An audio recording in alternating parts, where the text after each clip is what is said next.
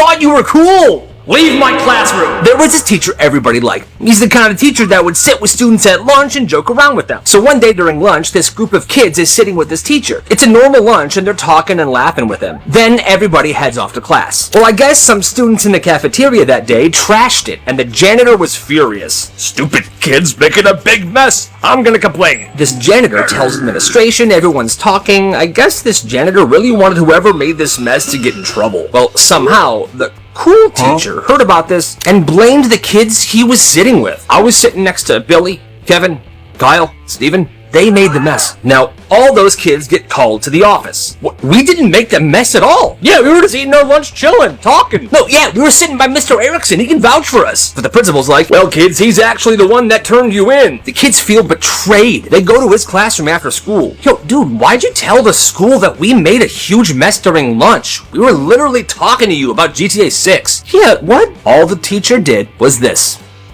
I don't know.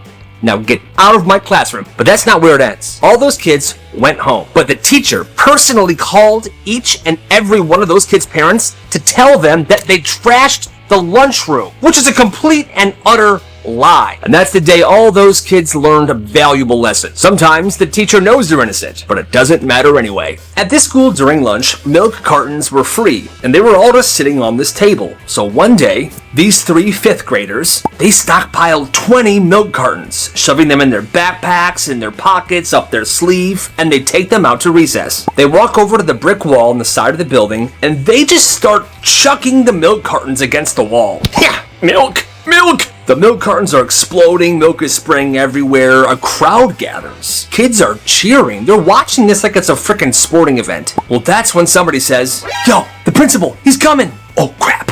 The 3 milk chuckers put their hoods up and they just disappear into the crowd. The vice gets there. Alright, who did this? And it was instant snitching, names and details. The principal immediately starts searching for these kids. And there were close calls, but these guys were really sneaky. Hiding against benches, behind trees, in the slide. Somehow, they never get caught. And the rest of the day is a frickin' mission. At lunch, the principal and the vice principal are posted at the table that these kids usually sit at. Oh crap, he's right there. Let's eat in the band room. Milk! That entire day they managed to escape the wrath of the principal. And when school was over, they went home. But the craziest part is, some random kid cleaned up the milk wall by himself, just because he wanted to. When the principal went out and asked him why he was doing this, why are you doing this? Because it's the right thing to do. That's legendary. Come here, idiot.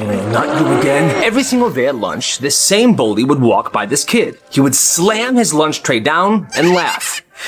Oops, my bad. I guess you're eating off the floor again. The kid would just pick it up. He would try not to cause a scene, but it kept happening every single day. Monday, Tuesday, Wednesday. Well, finally this kid had enough. He snapped. One day he showed up to lunch with a shiny metal lunchbox. It looked normal and nobody thought twice. But inside the lunchbox were 2 heavy bricks. The thing was heavy, but he was carrying it around like it was normal. So here comes the bully. He's smirking.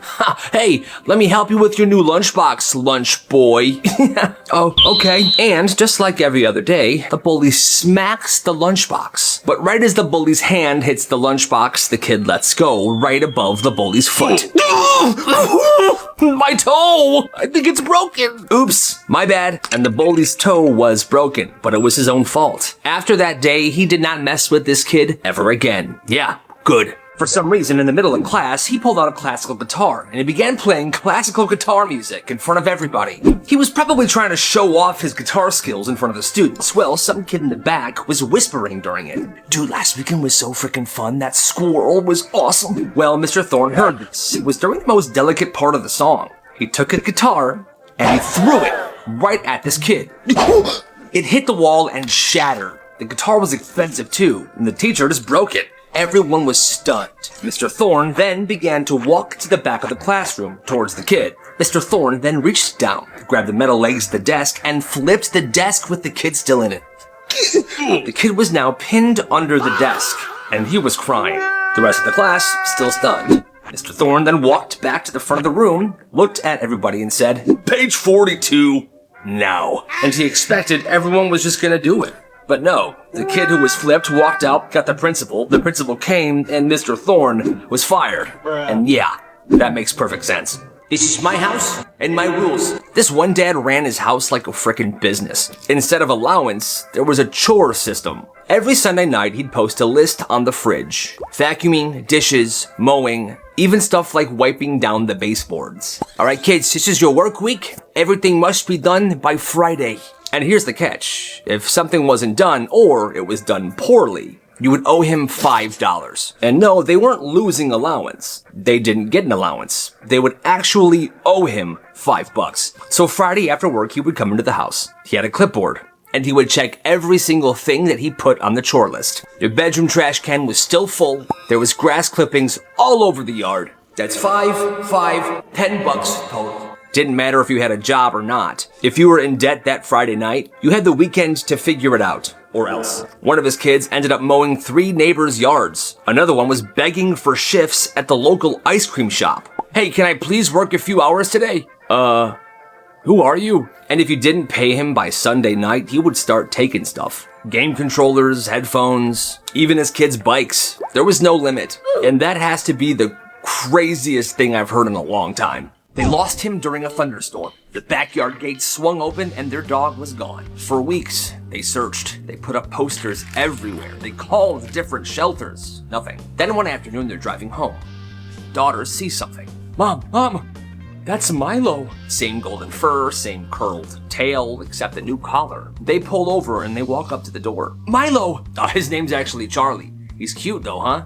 Feel free to pet him. Mom, do something. Where did you find him? Oh, we picked him up from the shelter. He was soaking wet, it was raining. We took him home. That's our dog. He was chipped. He wasn't chipped, and that's our dog. The girl kneels down. Milo, come here. See? He knows his name. Charlie, come here. But Milo didn't come.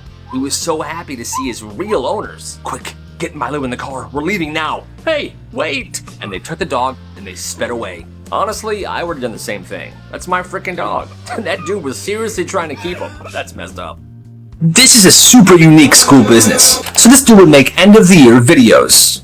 Like a video yearbook. And at first, it looked like any end of the year video. Music, selfies, people walking to class, doing finger hearts. But then it would cut to black and the title would pop up. The real yearbook. You see, it turns out this one student had been filming everything all year. Not the school spirit stuff, not the assemblies, not the sports teams. He filmed all the chaos and the shenanigans. The 5-person fight in Spanish class. The time one Hawaiian roll started the biggest food fight in that school's history. Even the teacher's meltdown during second period. You guys are the worst class I've ever had!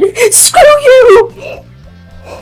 And the edit of the results would be insane. Perfect cuts, super good sound design, transitions, and at the end of the year, he would tell people to report to room 108, which is one of the club rooms. It was after school, and he told people it was $2 to get in. Most people had no clue what this was about, but they paid anyway, and by 3:15, the entire room was packed with people. The lights go off.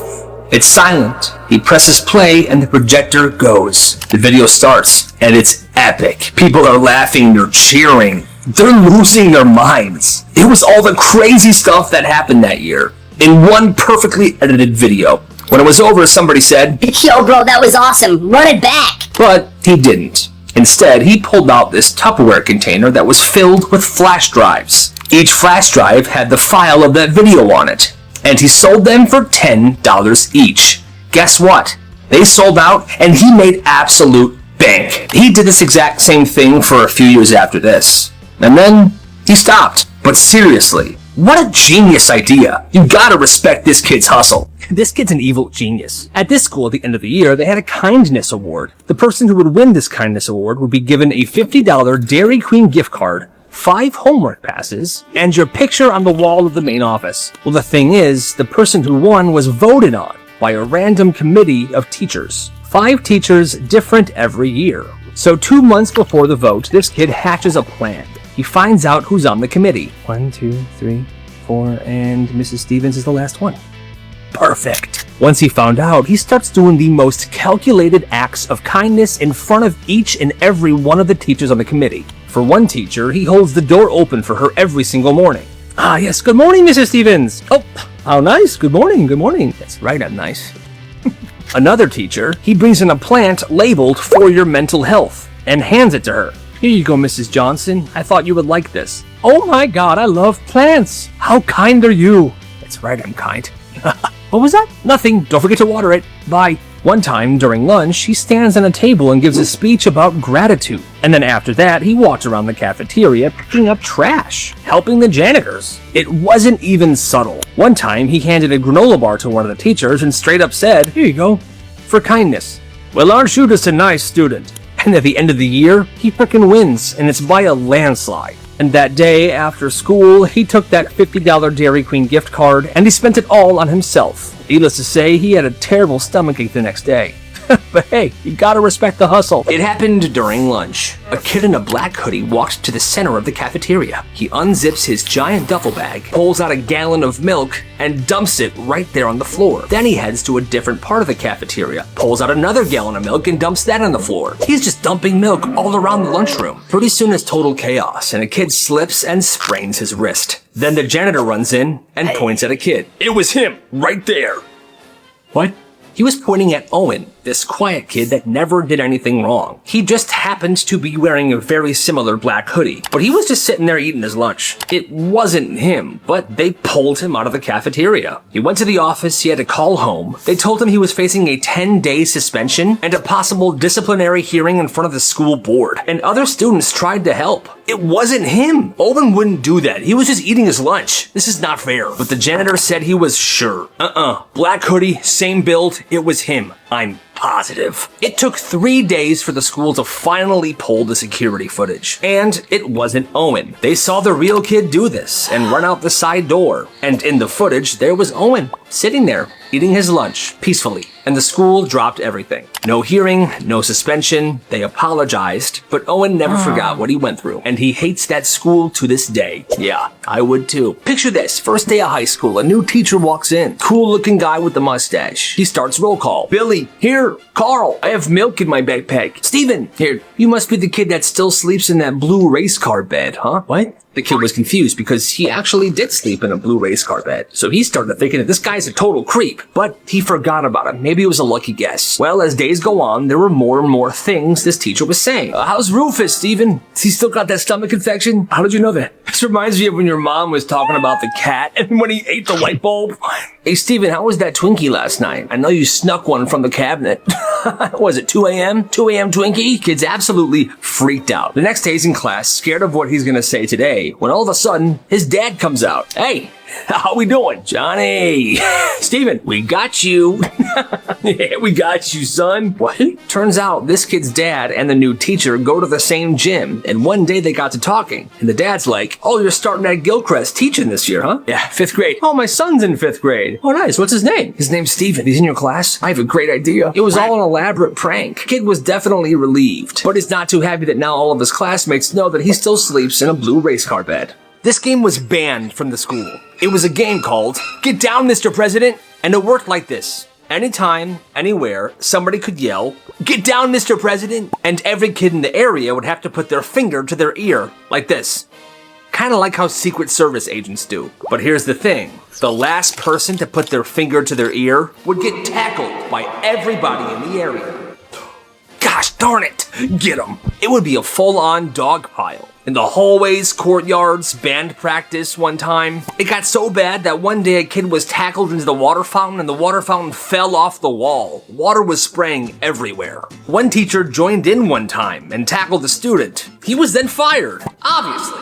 The school eventually banned it. They were calling it a coordinated ambush activity. They put it in the announcements and everything, but that just made it worse. Because people still shouted, Get down, Mr. President. And the kids went, should I play or get in trouble? And most kids still played. That's crazy. Here's what happens when you sell snacks to a rich kid. This guy's running a locker snack business to save up for a computer. Well, one kid ordered a bag of hot Cheetos and a Gatorade. Easy transaction. So he brings it to this kid's locker, and the kid looks at the Cheetos all weird. Yo, man, this bag is way too wrinkled. Okay, I'll go grab a fresh one for you. So he runs back to his locker and grabs a fresh bag. He comes back, and now this kid's saying the Gatorade's wrong. Also, dude, this is the wrong flavor Gatorade. You said blue Gatorade. I did not say blue Gatorade. He said blue Gatorade. Well, while he's standing there, you know what? It's fine. I'll take it. Okay. Well, the kid's standing there waiting to get paid when the rich guy starts showing his friends pictures of the yacht his parents just bought. Hey, Kevin, Deacon, check this out, man. That's a big boat. It's my parents. Hey, can I get the money? Jeez. Impatient, are we? Fine, here. Takes the money, he goes. The next day, the rich kid stops him in the hallway. Hey, yo, dude, those Cheetos were stale yesterday. I want a full refund. The Cheetos weren't stale, they were brand new. But he didn't know what to say, so he just refunded the guy. He says it doesn't matter. He's sure karma will catch up to this kid one day. Freaking bus drivers. Mr. Miller was the kind of bus driver who looked like he hadn't slept since 2004. He didn't care about your safety, he only cared about his blood pressure. And if you broke rule number 1, the whole bus was going down with him. It was 8 a.m. and somebody had the audacity to crack a window to get some air. Well, Mr. Miller hit the brakes so hard, kids in the front row nearly smacked against the windshield. Are you serious right now? If I hear one more click of the latch, I'm turning this bus around and dropping everybody off back at their driveways. It was silent for a while. Then this one kid moved his backpack to let somebody in. Kyle, is that a bag in the aisle? You want me to trip and sue your parents? Pick it up and put it in your lap like a civilized human being. Or get off my bus. Kyle, I got a headache, don't test me. But here's the thing. While Mr. Miller is having a midlife crisis over a window and a backpack, the back of the bus is literally a lawless wasteland. One kid brought a Bluetooth speaker and was blasting Cocomelon while 2 other kids fought over a granola bar and a fruit by the foot. Mr. Miller, there's a full-blown fight happening in the back. I don't care! As long as the aisles are clear and the windows are closed, you guys could kill each other for all that I care. They finally get to the school and he opens the door. Get out, all of you, and if I see a single piece of gum on the seats, I'm calling your mothers, especially you, Kyle.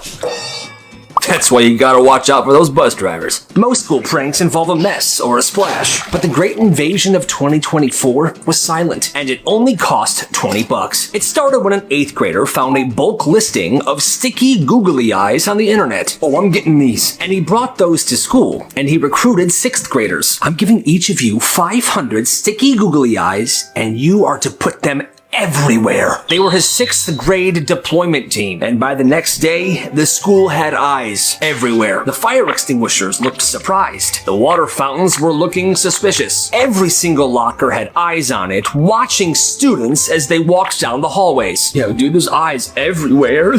School administration went into full-blown panic mode because it was basically an infestation. You couldn't look anywhere without seeing eyes. I want names. I want receipts. We must get to the bottom of this. But it was impossible to find out who did this. The breaking point happened on a Thursday. The lunch lady was preparing burgers for lunch. She opened up the fridge to grab the tray of patties, and what she saw, every single burger patty in that fridge had 2 eyes looking up at her. She walked out that day. The school spent weeks peeling off these eyes. Eventually, they were all gone. Well, almost. They missed one. High up on the wall in the back of the gym, right next to the school's championship banner. One last eye. Years later, they still talk about it. See that eye up there, kid? Yeah, what is it? Let's just say there was a time where everything in this school had eyes. And it was beautiful. She made her students come in on Saturdays. This 10th grade teacher, Mrs. Hayes, spent 6 months trying to make it mandatory for students to come in on Saturdays. But the principal, it's a weekend, Hayes. You can't force kids to come in. Mrs. Hayes didn't argue much. She just smiled and went on her way. But she spent the next 3 weeks building a secret final exam. Friday afternoon, 3 p.m., the entire class gets an email. Saturday session. Not required, but encouraged. About a quarter of the students showed up. The rest of the class didn't, because, well, it was a Saturday. Good morning, scholars. I'm about to share with you something exclusive. She then taught what was going to be on next week's exam. But then she passed out a packet. A cipher code. A code that would directly relate to how the students filled out the test. And if you didn't have this code, you would fail the test. Well, Monday comes around, and she passes out this 50-page packet, and it looks like it was written in Egyptian. Miss, I can't read this. The translation guide was provided during our Saturday session. You have 45 minutes to complete the exam. Absolutely insane. She gave students a key code on that Saturday to a test that she wrote in her own made-up language to trick the other students. That's nuts. The parents rioted, the principal got involved, but somehow she didn't get in trouble at all. Mrs. Hayes, hey, listen. The Saturday session was optional, but I could still make the test whenever I want, right?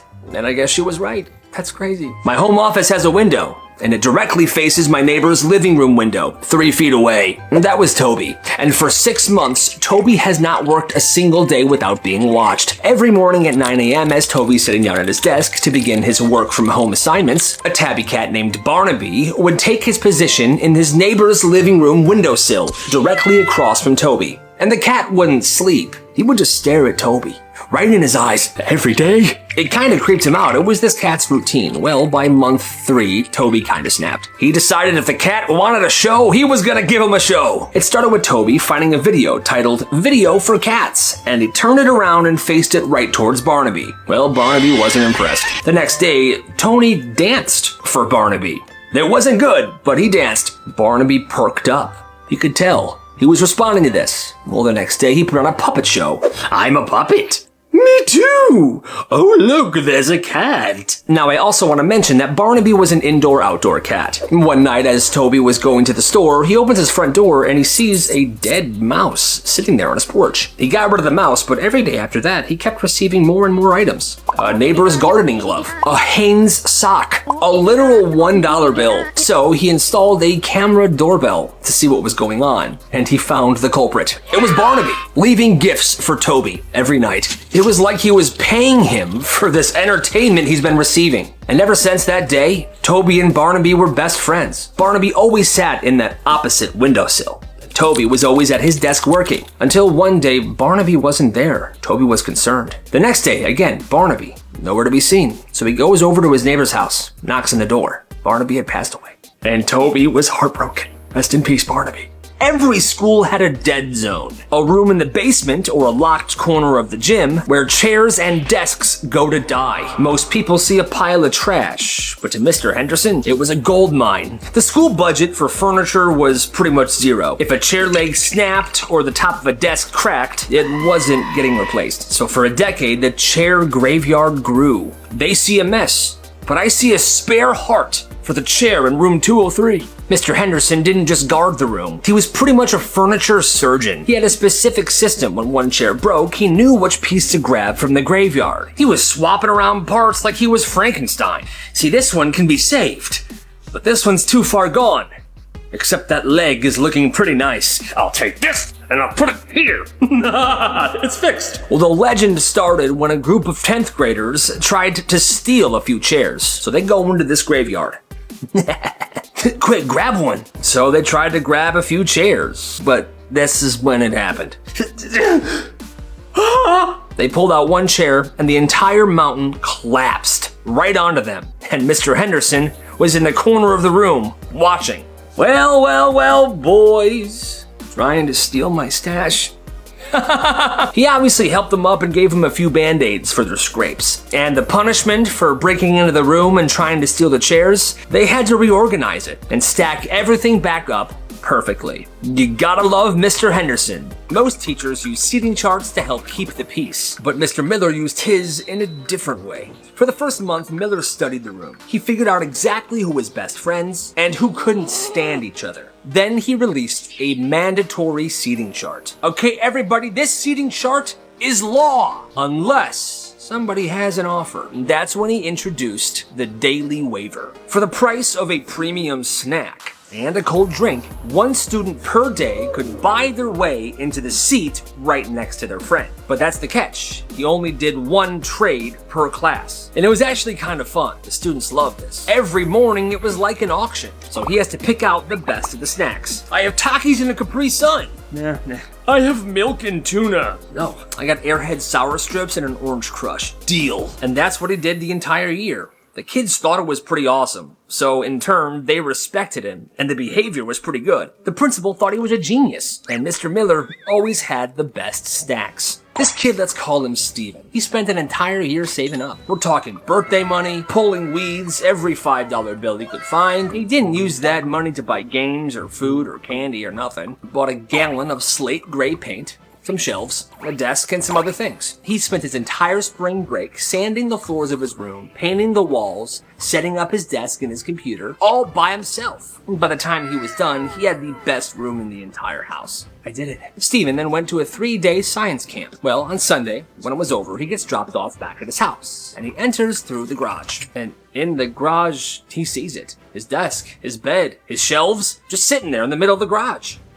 What is going on? So he sprints upstairs. Well, the door to his room is locked, and he hears music coming from it. Well, his sister finally opens it. The gray paint was gone. It had been covered in a cheap coat of white, and his sister's ring light was right by the window. Her bed was there, with pink bedding. It was completely different. That's when his dad came out. Oh yeah, son, by the way, we moved your stuff out of your room. We figured your sister could have a better use for it. You see, his sister was a wannabe TikTok content creator, and he said her content was suffering because her old room had no natural light. And since Steven fixed up the room so nicely, it was the perfect studio for her. Where am I supposed to go? Well, your stuff's in the garage, son. Why don't you go build something in there? He spent his own money to renovate a room that he wasn't even allowed to keep. Another instance of horrible parents. The locker room at this one school was built on a limestone creek, but nobody cared about the foundation. One day, this kid named Mike was running late to gym class, and he was the only one in the locker room because everybody else was in the gym. He was sitting on a bench, tying his shoe. What is that noise? He hears a strange noise coming from the floor, so he stood up,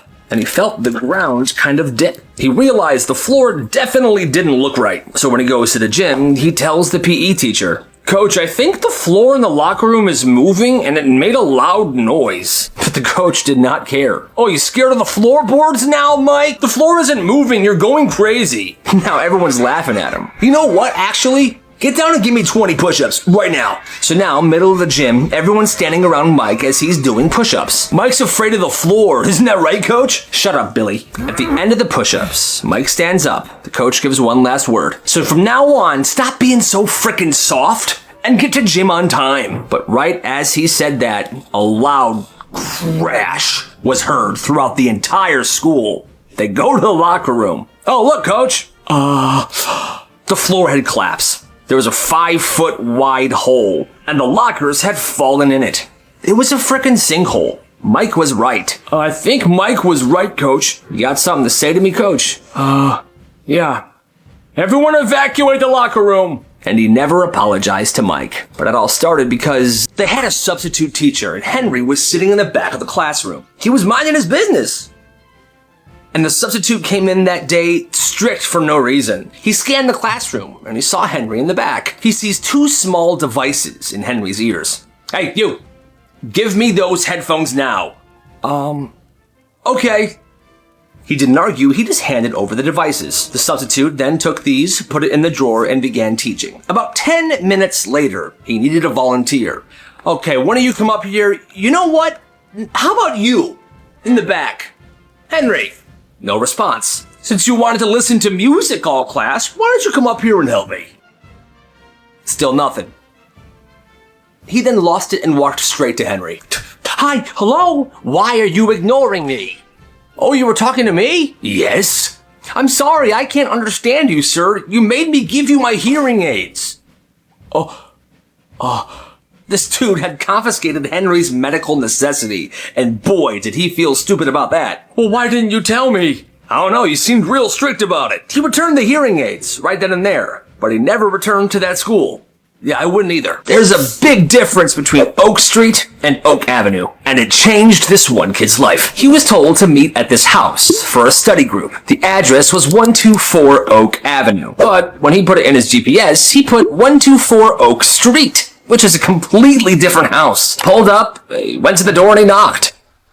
"Oh, you must be one of the neighbor boys. Come on in," this old lady answered. Kid's like, "This doesn't seem like my study group." And it wasn't, but he just went along with it. "Have a seat, I'm making cookies." "Oh, okay." He sits down, she pours him a glass of milk, and he had a bite of a cookie. "This is the best cookie I've ever had." "Glad you like it." And they sat there for an hour and a half, just chatting. She told him stories about being in school in the 50s and their school dances. He even pulled out his book and studied there for a bit. It was productive, and him and this grandma lady connected. You see, this woman lived alone. Her grandchildren had all graduated and moved out of the town. She was lonely, and this kid's grandma had passed away 2 years ago. So it was like a connection. "Are you sure you've had enough food?" Yes, it was delicious, and thanks for helping me study. Of course. Come back whenever. And he did. Once a month, he would go over there for cookies and a study session. And he realized this teacher was the strictest in the school. No phones, no talking, and absolutely no food. But then one morning, before class, she saw a single flaming hot Cheeto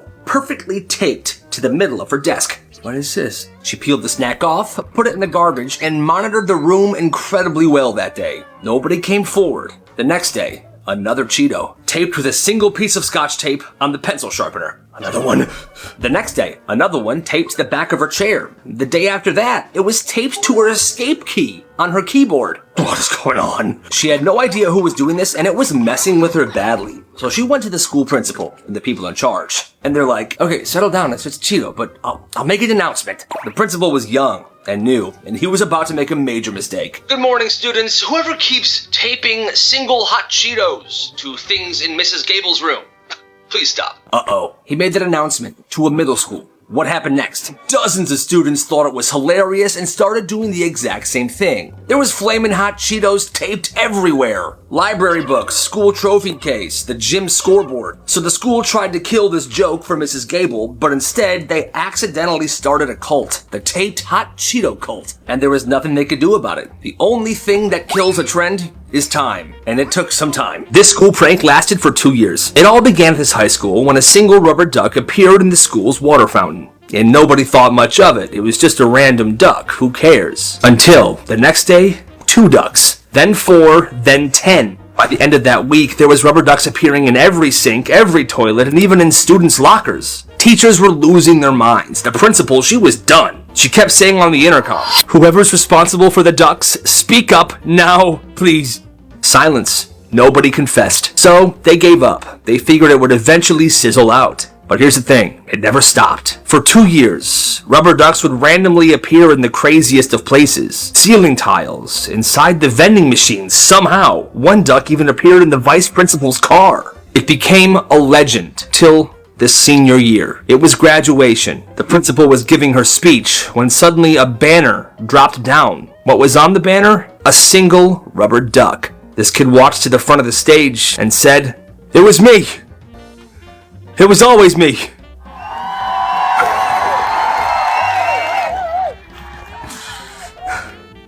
There was this kid named Silas who hadn't spoken since the 6th grade. Silas went 3 years without making a sound, until he ended up in Mr. Garrett's algebra class. I'm Mr. Garrett. Now, Mr. Garrett was a notorious power trip, loved picking on kids for no reason. Well, that particular day, he was really laying into this kid named Leo. Well, are you stupid, Leo? I asked you for the answer 10 minutes ago. Stand up. Sit down.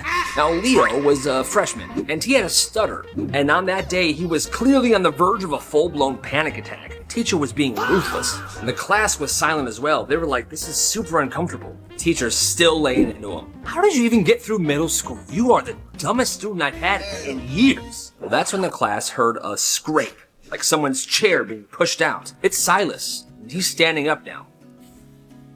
Silas, sit back down. This does not involve you. Silas didn't sit down. He walked right to the front of the room. He stood between the teacher and the kid, and he spoke for the first time in 3 years. He's not the one who's stupid, Mr. Garrett. A good teacher doesn't need to bully a 15-year-old to feel powerful. So there's something weird about you. Mr. Garrett was so stunned because this kid hadn't spoken all year that he just sat down, stunned in his seat. Silas never spoke at school again for the rest of the year. And he didn't have to, because everyone already knew. Every kid at this one school got a Chromebook. It was for homework, and they were allowed to take it home. Well, this one kid's mom wanted to punish her kids one day, so she took away the Chromebook so they wouldn't have access to the internet. Mom, I need the Chromebook. I don't care, I'm locking it up until your behavior improves. Okay, well now, naturally, this kid's grades begin to sink because he doesn't have the Chromebook or the internet to do his homework every night. So the mom gets mad again. Your grades are absolutely horrible. Mom, you took the computer. I don't want to hear it. So the mom installs locks on this kid's bedroom door. And it wasn't like a cheap lock. It was a fingerprint lock. So if he wanted to sleep, he had to ask for permission. The mom also changed the house locks as well to only open for her fingerprint. So someday he would get home from school and he would have to wait outside. This is horrible. I hate my life. He explained to his teachers what was going on at home, and they tried calling the mom and talking some sense into her, but the mom always said, I know better than the school, I know better than you teachers, I know better than anyone, okay? This went on from when he was 14 to 18 years old. At 18, he moved out of the house immediately. And now the mom, of course, is like, hi, it's your mom. Why don't you come see me anymore? You never visit. He never visits. I wonder why. They had just moved into a house in the woods. All right, family, here we are. Go check the place out. We're going to be so happy here. So they'd only been there for a few weeks. Every once in a while, some wild turkeys would show up in the yard. 5, maybe 6 of them, and they would just wander around. Nobody thought anything of it. Hey, look, kids, the turkeys are back. Yay! Well, Thanksgiving comes around, and although there are turkeys by the house, this guy doesn't hunt one. He goes to the store and buys one. He cooks the turkey, the table's all set, and now the dining room table is right in front of this giant window. Well, he puts the cooked turkey down, he grabs his carving knife, and he starts to carve this turkey. Okay. Well, as he's deep into the carving, he looks up and out the window. I kid you not, there were 15, maybe 20 wild turkeys lined up, staring directly inside this guy's window as he's carving the turkey he just cooked. What is happening? Honey, I'm hungry. Is food almost ready? Sweetie, look. They're watching us. What? He lowers the knife, takes the turkey, brings it into another room where there are no windows, and he finishes carving it there. And then once this guy moved to a different room, one by one, those turkeys went back into the woods.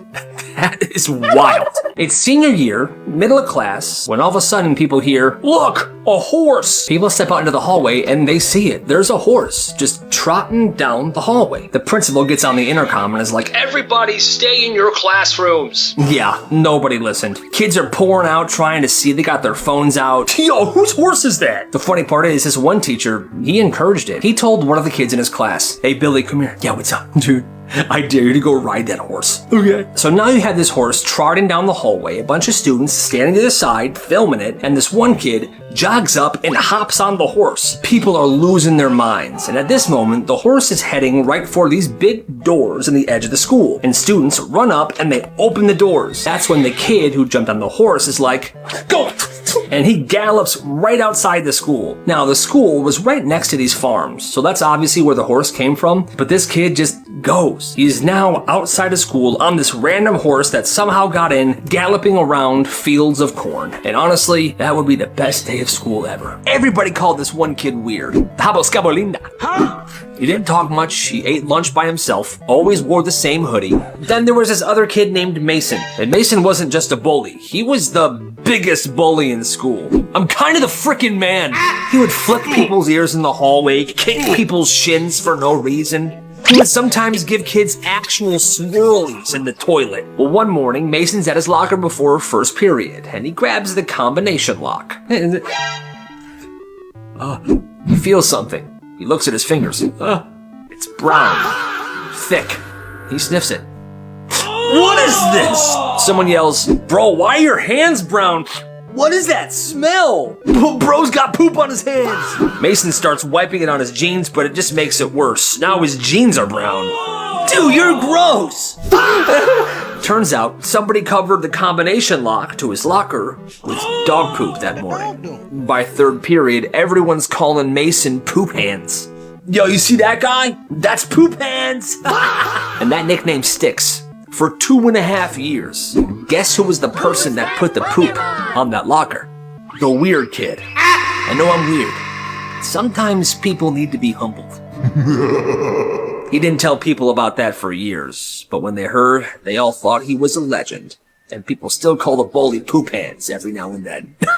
Here's what happens when you punish everybody for one kid's mistake. This teacher caught one student throwing a paper airplane in class, but she gave the entire class detention. Detention for all of you! Every single person, even the kids that were just sitting there quietly doing their work. Well, the entire class was super mad. So they realized if they're gonna get punished anyway, they might as well do something to actually deserve it. So the next day, 10 more kids are launching paper airplanes in this class, mid-lecture. And the teacher doubled down, banned everybody from the upcoming field trip that they've been waiting for months. That's it, field trip is canceled. Now, yeah, that did suck for them. So now at this point, the entire class had nothing to lose. So by week 3, it was basically a rebellion. Every student would take their turn disrupting class. Coughing loudly, pushing books off the desk, paper airplanes, humming, spitballs. Teacher kept getting angrier and angrier. I'm gonna fail each and every one of you! The good kids who had perfect records just stopped caring because they're like, this thing started off so unfair. The breaking point came when the principal walked in during a surprise observation one day and found absolute chaos. 27 students standing on their desks chanting, "We hate Mrs. Johnson! We hate Mrs. Johnson!" over and over again while the teacher is, "Enough, sit down, I'm gonna call your parents, I'm gonna call your parents!" Half the class was facing potential suspension at this point.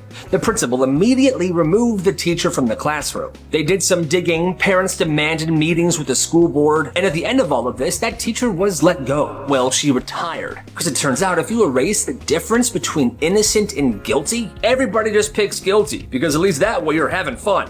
That's nuts. Here's what happens when you sell fake hall passes for 2 weeks at school. This kid Tyler was running an entire business. He'd been selling hall passes for basically anybody that wanted to skip class. $5 a pop. The passes, they looked legit as well. Official watermark, teacher signatures, the whole deal. Everyone thought he had some kind of connection to the front office, and he wouldn't sell too many at one time because he didn't want the school to get suspicious, so it was a limited supply he would sell per month. Well, this quiet girl named Maya, hi, I'm Maya, she'd been watching this whole thing go down for weeks. She never said anything, she just observed. Well, one day, she sees Tyler drop one of the passes on the ground. So she picks it up, looks at it for a second, and then puts it in her pocket. Now, she wasn't going to say anything about it. She's like, this is none of my business, let him do what he's doing. Well, the next day, Tyler tries to sell her a hall pass. No thanks, I'm okay. But then Tyler starts clowning her in front of the whole class. You're such a teacher's pet. You too scared to get one of these? Well, here's what Tyler didn't know. Maya's mom literally works for the school office, and she's the one that designs all official school documents. So Maya knows exactly what a real hall pass looks like, down to the specific font and paper stock. Now, like I said, she wasn't gonna snitch on him, but now she is. She takes the hall pass that she found, goes to the principal, and breaks down everything wrong with it. The font is off, the signature's been traced, and this is the wrong paper. This is basic paper from Staples. Principal takes a few days to investigate, pulls up some security footage, and catches Tyler selling these hall passes multiple times. Tyler got a 2-week suspension, and Maya didn't say a word about it to anybody. Nobody knew she snitched. She just went right back to being quiet. That's why you gotta be careful who you disrespect. Somebody might ruin you. Everybody liked this one guy. Yo, it's like everybody. He was popular, funny, and he was always the center of every single party. So one night, there's this big party at somebody's house. Everybody's there. It's packed, there's music going, people chilling. Yo, this is a killer party, Johnny. Hey, thanks, man. I'm just honored that you're here. But you see, not everybody liked that kid. I hated him. So the kid that did not like him was talking to his friend. I just don't like the guy. Yeah, I don't like him that much anymore either. Dude, I'm in a group chat with him, and look what he's been saying. You see, he gets shown this group chat, and the popular kid is in this group chat talking trash about everybody, even his friends, and the girls he's currently hanging out with at the party. Hey, screenshot these and send me them. Okay. Don't say it was me. So he gets the screenshot, and then he plugs his phone into the HDMI port of the TVs in the living room of this party, and he pulls up all the screenshots. He turns off the music. Everybody, look! And he has these screenshots of all the horrible stuff he said just right there on the TV. Wait, what? No, that's not me. People are mad. No, guys, they're jokes. I'm just joking in these. But it's too late. He had fallen from grace and he was shoved out of that party really quick. The next day he was at school, he went from popular to loser really quick. Hey, that's karma. Have you ever wondered how a middle school science lesson could save an entire building from exploding? This 8th grader named John was sitting in chemistry class learning about natural gas. His teacher explained that rotten egg smell isn't actually natural. They add a chemical called mercaptan so people can detect leaks. Your nose can literally smell it at 1 part per billion. Regardless, John thought this was cool. Hey, that's cool. Well, the very next day, during a science lab in a different science class, he noticed a very faint smell of rotten eggs. He raised his hand and said, "Mr. Stevens, I think there might be a gas leak." Well, the teacher brushed it off and said, "John, that's probably from a different experiment or you're making things up." "No, I'm serious. It smells exactly like what Mr. Zern taught us yesterday." But the teacher told him just to sit down and stop disrupting class, please. So John did something bold. He walked straight to the office and he told the principal, "There's a gas leak in the lab. I'm pretty positive." The principal took him very seriously and he pulled the fire alarm himself and evacuated the entire school. Turns out there was a massive gas leak in the science building. The fire department said that if anybody lit a burner, which they were going to, the whole science wing could have exploded. John literally saved the school because he remembered a lesson from the day before. And yeah, that teacher definitely apologized to him. Big time. That's insane. What happens when the school bully becomes the hero? I'll tell you. This happened at a middle school in Ohio. There was this one kid named Steven, and he was getting bullied every single day by the same group of seniors. He was being shoved into lockers, his lunch tray was getting knocked over, the usual stuff. I hate my life. Well, here's the thing. There was another bully at school, the biggest bully, this dude named Jake, and everyone was terrified of him. Well, I guess he'd been watching what had been happening to Steven. I just kept seeing it happen every day. One day something snapped. He sees them bullying Steven, so he walks right up and says, "Hey, look at me. You touch him again, you're gonna deal with me, okay?" The bullies immediately stop. Oh, hey, Jake, yeah, no, whatever, man. We're just messing around, no big deal, we'll stop. And just like that, they stopped messing with Steven. But Jake doesn't stop there because Steven was a new kid at school. He didn't want people messing with him for some reason. So Jake starts walking Steven to class every day, sits by him at lunch, basically becomes his bodyguard. You didn't have to do that, man. Yeah, it did. Teachers are freaking out because they don't know what to do. The biggest bully in school is now protecting the most vulnerable kid in school. Well, here's the thing. Jake got suspended for 1 week because another kid was messing with Steven and he pushed him into the wall. The school didn't care that he was sticking up for somebody, but he didn't complain. And when the suspension was over, he kept being buddies with Steven. And that is awesome. It's lunch. One group goes to sit down at their normal spot, but another group's already sitting there. This is our table. We've been sitting here all week. Nobody moves. It's a standoff. That's when somebody from one of the groups says, "Hey guys, why don't we all just share the table?" So they all cram into this one table. Awkward small talk at first. Then somebody from group A comments, "Yo, aren't you that guy that cried during the fire drill? It was one time, dude. The alarm was loud." Group A starts laughing. Well, group B fires back. "Well, didn't you fail the easiest history test last semester? At least I didn't pee my pants during prom." Now it's on. Insults are flying. Old drama resurfacing. One kid slaps another guy. Cat. A teacher walks over. "Hey, what's going on here?" Both groups go silent. "Nothing, we're just bonding." "Yeah, sure you are." Teacher walks away. For the rest of the lunch, they sit there silent. But the next day, they both sat at that table again, and instead of insults, they were actually telling stories and laughing. So, I don't know. I think they all became friends. This guy was standing in line at the grocery store. It's a normal day, and right next to him is the priority lane for elderly people and people with disabilities. So there's chairs there. This elderly couple is sitting down waiting to check out. This guy walks up, cuts right in front of him. Excuse me. Hey man, they're already in line. I don't see them standing in line." He's being real smug. And the two elderly people are just sitting there, very uncomfortable. Well, this guy shuts up, but he's fuming. So he looks in the guy's cart. It's a full camping setup. He must be going to camping like right now. Sleeping bag, marshmallows, instant noodles, portable stove, bacon, and one single can of butane gas. Well, the guy's on the phone. He's loud, completely distracted. So this guy reaches into his cart and takes the butane gas, puts it in his own cart. The dude pays for his groceries, leaves. The elderly couple finally checks out, and this guy goes home. But he's sitting there, laughing to himself, because somewhere out there a man pulled into a campsite, got unpacked, and was getting ready to make dinner, but couldn't find the gas anywhere, which would cause him to take a very lengthy drive back to the store. That is awesome. Is it just me, or is banning a student from the bathroom a horrible idea? There was this one student who was basically infamous for wandering the hallways. He would ask to use the bathroom every single day during class. Can I use the bathroom? Again? Okay, fine, but hurry. He would then go and take like 30 minutes. Every time. When I was in school, I knew a few kids like this. Well, anyway, he would be gone for a long time. The teachers would go out and they would find him just wandering the halls, talking to friends through their classroom door, just killing time. It got so bad that the school banned him from taking bathroom breaks during class. And they sent a memo to every single one of his teachers. Anyway, one day, this kid ate fish tacos during lunch, which already, that's a horrible idea. Well, midway through third period, he begins sweating. He raises his hand. Can I go to the bathroom, please? My stomach hurts. Nice try. But no. So he tries to keep it together. 20 minutes later, he's practically doubled over. The teacher still refuses. And then it happens. Right there in the middle of class, in front of everybody.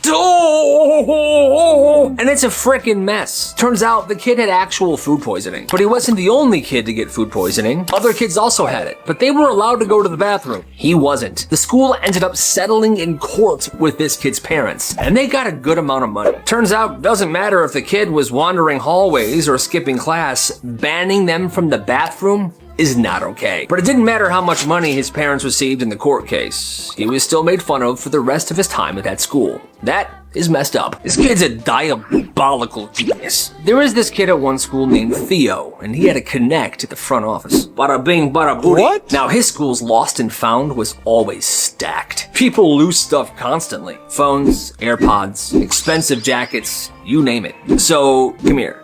Here's how it worked. His friend at the office would text him whenever something good came in. Theo would swing by, take whatever it was, and just walk out with it. Nobody questioned it because he was always hanging around the office anyway. But here's the genius part. His connect at the office, the person that let him know when stuff came in, would let him know when someone came in looking for their stuff. Oh, you lost some AirPods? Yeah, I can't find them anywhere. Okay, one sec. He would then text his friend. His connect would let him know the person's name. Theo would then find them in the hallway. Hey, I hear you're looking for your AirPods. Oh my god, yeah, thanks. I found them. Okay, what? Give me $40 if you want them back. And he would charge these people if they wanted their stuff back. Not the full price, obviously. Now, Theo was pretty savage. People didn't want to mess with him, and they were so desperate to get their stuff back that they paid. If you go to the principal, I'm gonna beat you up. They paid up every single time. He did that the entire school year. Made over $1,000. School eventually figured out what he did and this kid was expelled. But by then, he had already made his money and he wasn't gonna give it back. Now, I normally would say, hey, gotta respect the hustle. But this one's a little shady. What do you think? These are the worst parents ever. In this house, certain words were banned. Like, disgusting. If you said the word disgusting, you were grounded for a week. Obviously, no swear words. Bedroom doors had to stay open at all times. Only time they could be in a room with the door closed was the bathroom. This kid's parents hated Cartoon Network. They called it garbage. So yeah, super controlling parents, but one day it became completely out of hand. One day the parents decided that these kids were bad enough to deserve a real punishment. You've seen nothing yet.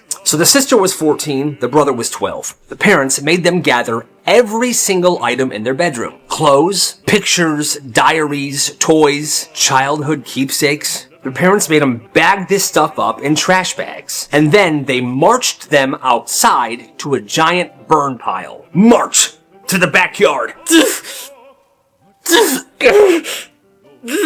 And item by item, they made the kids burn every single thing that they bagged up. Every memory, every photo, every childhood item, completely gone. The next day, they went out to see what was left, and it was just ashes. Their entire lives up to that point, ashes. So yeah, in my opinion, worst parents ever. It's testing week at this one middle school. Normally, kids have the Chromebooks open all day during class, or they're using the school iPad.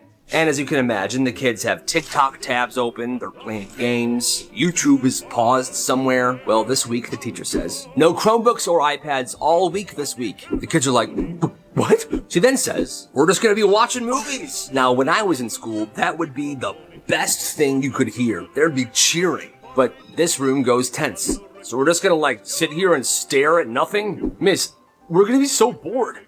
This is stupid. Yeah, this is actually messed up. They then start calling the teacher horrible names. You're a frickin' loser, idiot. Piece of crap. Yeah, I hope you die. It escalates and escalates. One kid flips a desk. Enough! The teacher then grabs the school police liaison. He comes in and shuts this entire debauchery down. Every student in that class gets into big trouble because what the heck is the matter with them? Are kids really that obsessed with the screens these days? Maybe I'm old. But like I said, all I know, movie days when I was in school, the best. At this school, snacks were allowed, but certain snacks were banned, like hot Cheetos, Takis, and anything sour. And the school wasn't joking about this either. If you got caught with them, that was a detention immediately. Is this Sour Patch Kids? Yes? Detention! So them being this illegal made kids want them more. So one kid's sitting back looking at the situation. He's like, okay, so these snacks are basically illegal, but everybody wants them. And he commits. He goes to the store, and his bedroom becomes a storage. Boxes, drawers, bags, all full of these banned snacks. Every morning, he would grab a small handbag, nothing too crazy, and he would put a bunch of these snacks in there. He would then take it to school. And he's not selling openly. He's being very discreet about this. Between classes, quick handoffs, and it blows up. People are nervous buying them. Hey, bro, let me get some Takis and sour gummies. Got you. Everybody's paranoid. So he makes it very clear. Every time he does a sale, he says this: if you're caught with this, that's on you. If you snitch, that's a whole different issue. And standing by him every single time is his best friend. Big buff dude. He never talked much. If you snitch, he'll find you and he'll get you. Yeah, and nobody snitched. For a while, one kid did. And he wasn't caught with candy or in the act of buying it. He snitched because he was petty. He was jealous of this kid's business and he wanted to shut it down himself, so he did. And there was a huge investigation launched. And that kid who started this business was expelled. That's too much. When he was 10, his grandpa asked him, "What do you want for your birthday?" And he says, "A brick." A brick? Why? Because my parents still have this super old TV. If I throw a brick at the TV, well, I have to get a new one. Oh, I'm just kidding. Maybe just some Pokemon cards or something. The grandpa just smiles and nods. A couple months later, this kid's birthday comes around, and there's a beautifully wrapped present on the table. Heavy, perfect corners. The kid opens it. Inside was a single brick. The grandpa's losing it. You're crazy. I can't believe you remembered. And the grandpa leans in and says real quiet to him, "Wait till your mom's in the kitchen and then waste the TV." So the kid's mom goes into the kitchen to grab the cake. The kid takes the brick, smashes it in the TV. TV is destroyed. What happened here? Now we gotta get a new TV. Yes. The grandpa took the blame for throwing the brick at the TV. "I don't know why I did that." Then the kid says, "It's okay, Mom. Please don't be mad at Grandpa. I'll help you pick out the new TV." "Okay, fine. You're right." "It's okay, Pops. You'll be okay. Just sit down and relax. I'll clean this up." The mom then leaves to grab the broom. "Nice work, kid. I love you, Grandpa." What a nice story. Every night at 8 p.m., this kid's parents would shut off the internet. Didn't matter what he was doing.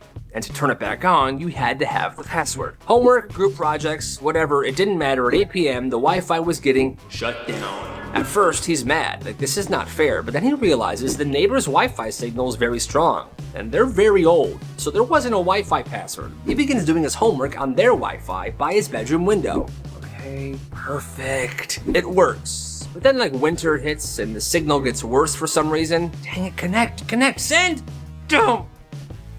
He starts getting closer and closer to the neighbor's house. He begins sitting on his front porch, then outside their windows. This goes on for weeks. Sometimes the signal's better, sometimes it's horrible. Until one night, the signal was very bad, so he was sitting directly underneath their bedroom window. He didn't know it was their bedroom, but another neighbor saw it. "What is that creep doing?" And yeah, I guess it would look pretty creepy, this dude sitting outside the neighbor's window with a laptop. In the dark, the police get called, the cop shows up, he explains to them, "I'm using their Wi-Fi. Mine gets cut off at 8 p.m. by my parents. I have homework to do." Cop's not even mad at him. He's like, "Where are your parents?" The parents come out. The cop says, "You shut off the Wi-Fi at 8 p.m.? He's got homework to do. Look what he's doing." He shames the parents. And the parents are very embarrassed because, yeah, that is the stupidest thing I've ever heard of. Nobody gets in trouble that day, and the parents stopped turning the Wi-Fi off. That's just wild.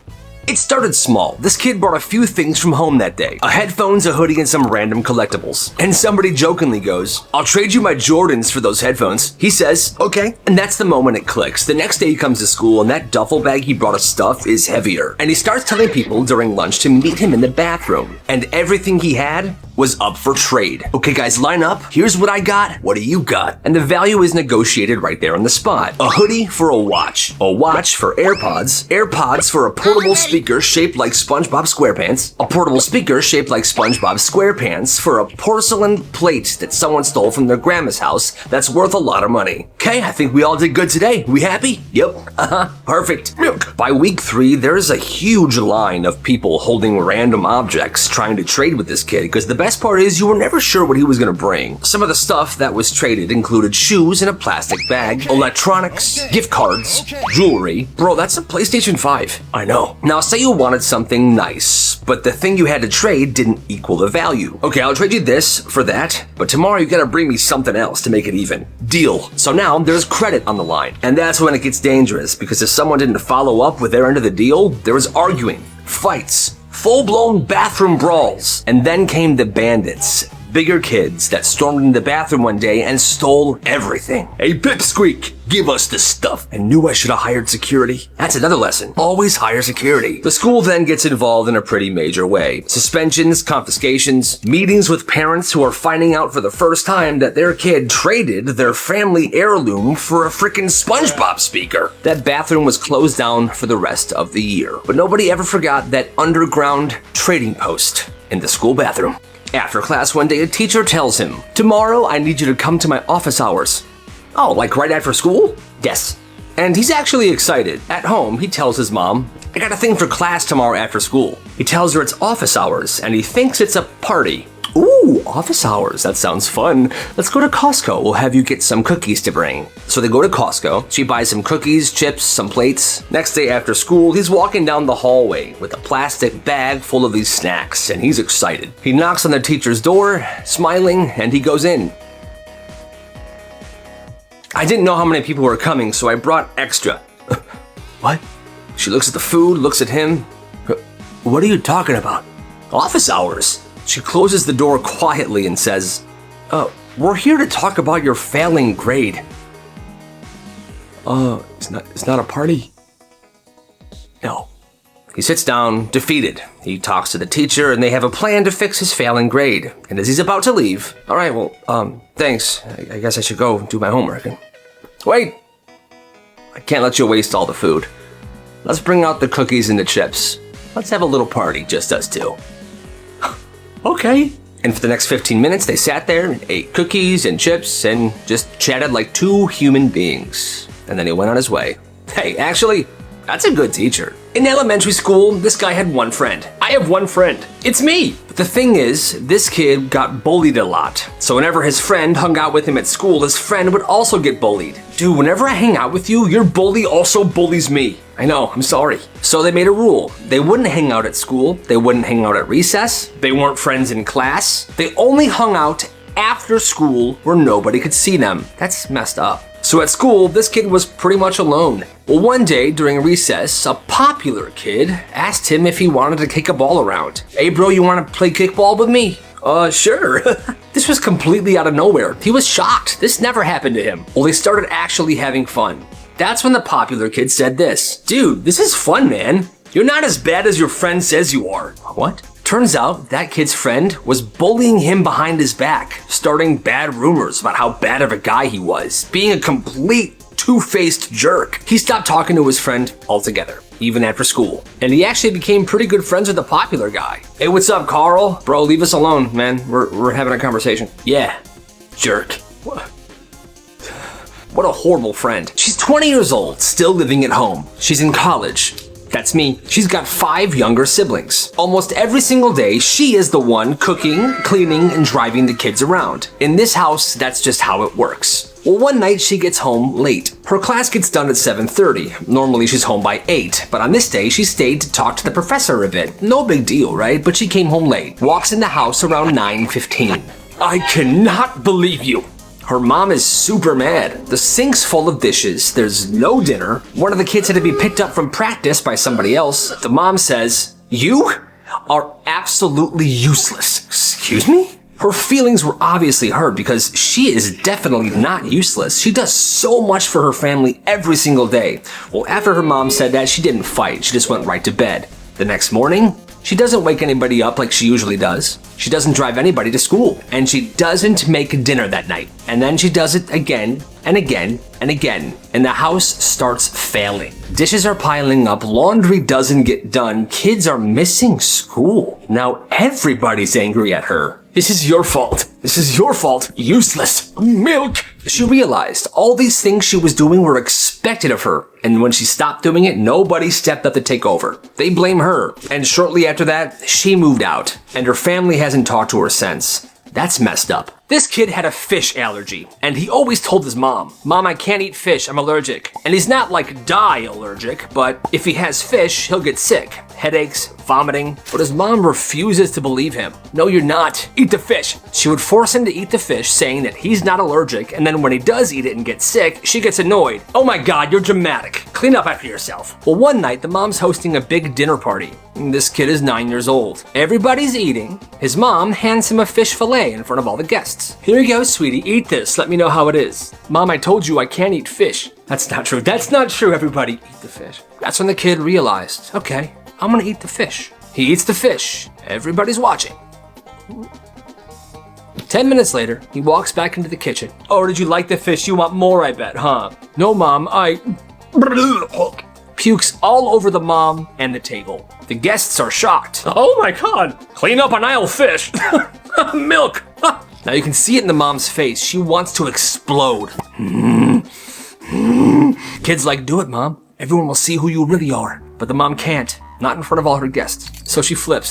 "Oh, my poor baby. I think you are allergic to fish. Let me go put you to bed." She then takes him upstairs and tucks him in and joins the party again. And from that day on, she never made him eat fish ever again. Hey, kid's a genius. This kid didn't talk until he was 5. And when he finally did start talking, he barely said anything. His vocabulary was only like 20 words. And he only talked when he was spoken to. And everyone already thought he was the weird kid. Well, one day, this kid is sitting outside of his house when his 10-year-old neighbor walks by. And the 10-year-old neighbor is a legit genius. He actually ends up graduating high school at 12 years old. But he walks up to this 5-year-old who barely talks and he says to him, "The answer to every question is observing." First of all, I have no idea what the heck that means, but the kid listens. Oh. He takes it very seriously and very literally. From that day on, every single question he gets asked gets the same answer. "Okay, you. What is 2 times 2? Observing." "What do you want for dinner, son?" "Observing." "Okay, and how are you feeling today?" "Observing." At this point, people are freaking out. People made meetings, there was counselors and therapists involved. For almost an entire year, the only thing that this kid would say is observing. Eventually, after a few years of therapy, he began talking like a normal person. But hey, that's kind of hilarious. গত রাত তোমার এমন অবস্থা ছিল তুমি তো address বলতে পারছিলে না তারপর কি করব জসিমউদ্দিন অনেক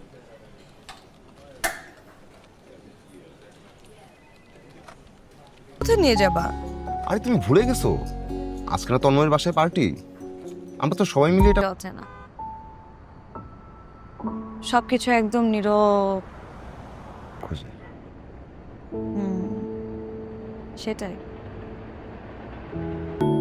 ওইটা প্যারা নেই ওইটা আর ম্যানেজ করে নিব তুমি বলো নো আই এম সিরিয়াস আজকে এখন আমি একটা অন্যায় করে ফেলছি আমাকে মাফ করে দাও কি অন্যায় করছিস তুই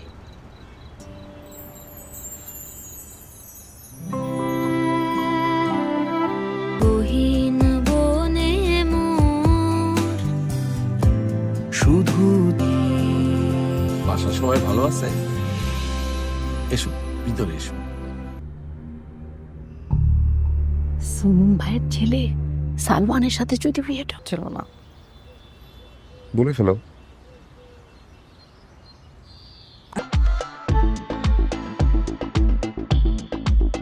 কি একা একা আমি আর কখনোই যাবো না এসব পার্টি টার্টি সব বাদ আমি তোমাকে ছুঁয়ে ধরবি না তুই আমাকে জিশা মুভিটা দেখছেন না এখনো দেখা হয়নি।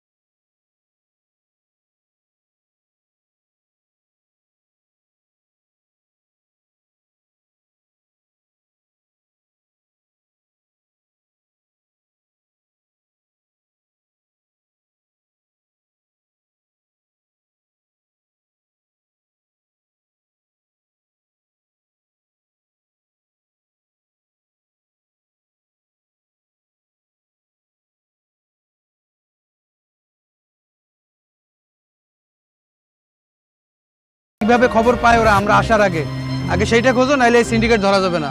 চলো সামনে দিকে চলো।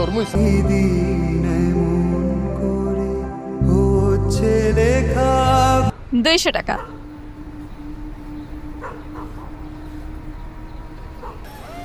হ্যাঁ, এটা তো দেখেই বুঝতেছি একদম সেম কেস। আমাদের রুগী যে বাঁচবো সেই এই হাসপাতালের সামনে ম্যাক্সিমামই কিন্তু ভাই দালাল। এক রোগ হইব আর পাঠাইবো আরেক ডাক্তারের কাছে। চল একটু দাঁড়ান, আমাকে একটু লইয়ে যান, মোরা তো চিনি না, টাকা পয়সা আছে। মানে ওষুধ কিনতে টাকা লাগে না। আর আমাদের যা হওয়ার তো আম্মা হয়েই গেছে। খারাপ তোর কত বন্ধু বান্ধব সেখানে চাষ পাইনি, তো কোনো কথা ছিল না। এই হাসপাতালে কয়টা পিএইচডি করা ডাক্তার আছে তাতে সন্দেহ আছে, কিন্তু আমি যে পিএইচডি করা বাট পারে তো কোনো সন্দেহ না। মনে হয় খেপে ব্যস্ত আছে, হইতে পারে আশপাশে মনে হয় কোন জানি বুঝাইতে আছে। আমার কামান করি না দাদা, আমাকে ভুল আছে অনেক। এই যে লোকগুলো আমরা ঠিক করছি। কথা কইস না, যে যেরকম আছে থাক, কাম করতে থাকবে না। দাদা এর মধ্যে আজকে আবার সমস্যায় কদেই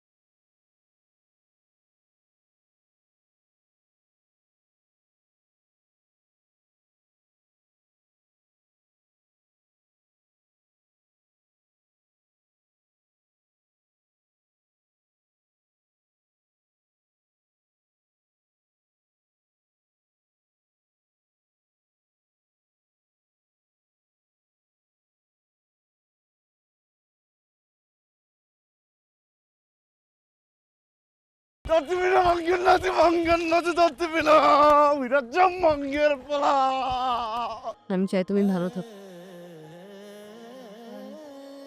আর শোনো, যে জাহাজটা যদি সত্যি সত্যি বানাও তাহলে আমাদেরকে ইনভাইট করো। হ্যাঁ, তুমি সারাক্ষণ সমুদ্রের সাথে ফিসফিস করে কথা বলবে আর আমি হিংসে করব।